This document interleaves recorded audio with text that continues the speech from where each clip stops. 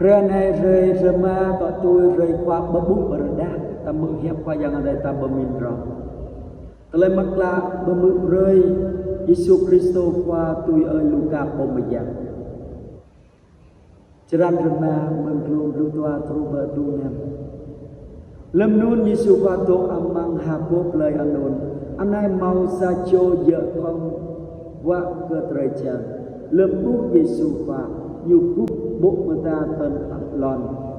Rekau Yesus qua hàng lệ ước qua teta ikian itu bagai kau hangdang dengan Yesus qua tiếp giờ pon lệ ra kau kian chim agai ve lem nun matam telai ra không đuai mừng pon nun Yesus qua matam ke pon nun anam roi ke lời ốp sama nào berbuk ve ke po tua hàng dua ke iching agai le Payerbe tui loem Mose betan dan menganggong bay anak genyu.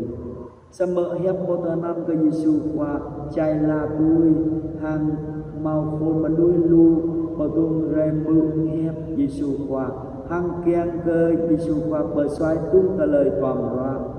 Sama Yesus qua đuổi bờ anik ông cơ tung hàng dầu lệ.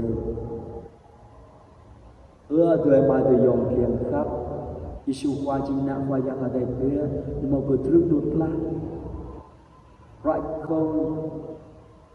không giờ đốt chỉ lệ anak menunggu tôi bersuai không sama Yesus qua mau ke truk you bersuai rơi ke polwas agaknya nun nhớ ta tốt cả tôi cứ Yesus qua biết làm cho ta Yesus qua như một cái thứ đục lắm như tôi rong ta là nào mà được ta giao lệ với anh Yesus qua ta giao toàn dựa qua ta giao lệ với anh Yesus qua bersuat với kita tôi loại làm cho anh nhiều khác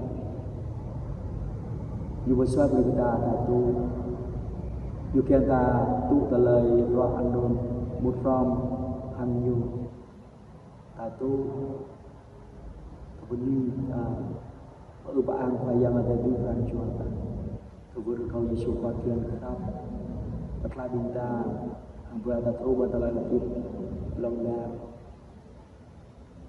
rita tu hít nanyau lem ta toàn qua tại bút talai kenap đào cứ Yesus qua tại dòng lệ nanyau Yesus qua Unsur kita dan tu kecap yang mengganti hantian kerap Yesus. Ni Yesus.